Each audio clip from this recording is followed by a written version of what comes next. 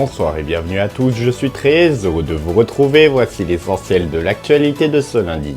Et partons sans plus attendre à l'Elysée où s'est tenu cet après-midi un sommet d'urgence au sujet de la situation en Ukraine. Emmanuel Macron qui a réuni les hauts dirigeants comme le Premier ministre britannique Keir Starmer, le chancelier allemand Olaf Scholz ou encore la présidente du Conseil italien Giorgia Meloni, tous réunis à l'Elysée pour la sécurité aux portes de l'Europe. Emmanuel Macron qui appelle à des garanties de sécurité fortes et crédibles pour la population ukrainienne. Un mot pour vous dire que le chef de l'État Emmanuel Macron s'est entretenu juste avant la réunion avec le président américain Donald Trump et juste après la réunion avec Volodymyr Zelensky. Sachez que Washington a confirmé aujourd'hui que la réunion entre la Russie et les États-Unis aura bel et bien lieu demain à Riyad en Arabie Saoudite. En présence d'hauts responsables, il sera question afin d'apaiser les tensions et de trouver des solutions pour mettre fin à la guerre en Ukraine qui a commencé il y a presque 3 ans, le 24 février 2022.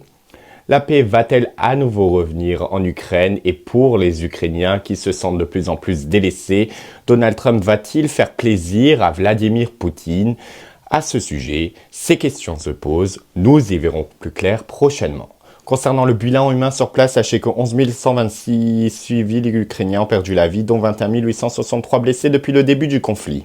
Et on reviendra nul doute sur la situation en Ukraine et sur la réunion d'urgence organisée à l'Elysée, pas que, avec Éric Martineau, député du Modem de la 3e circonscription de la Sarthe, qui sera mon invité mercredi matin pour le dernier numéro de l'interview politique sur IA1.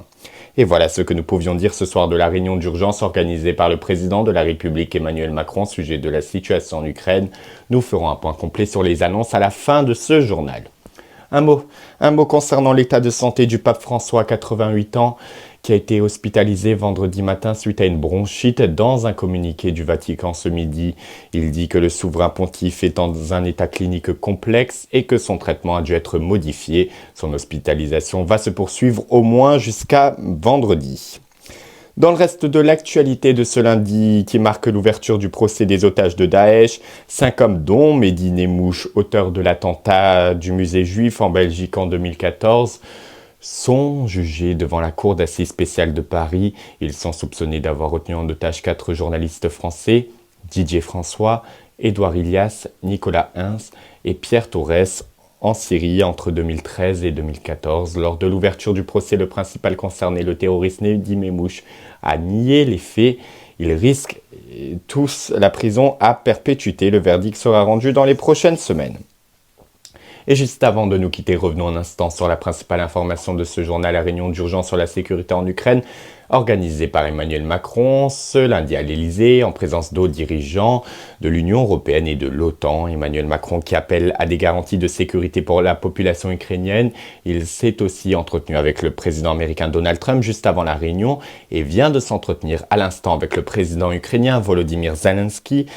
Enfin, Washington qui a confirmé ce midi que la réunion entre la Russie et les États-Unis aura bel et bien lieu demain à Riyad en Arabie Saoudite.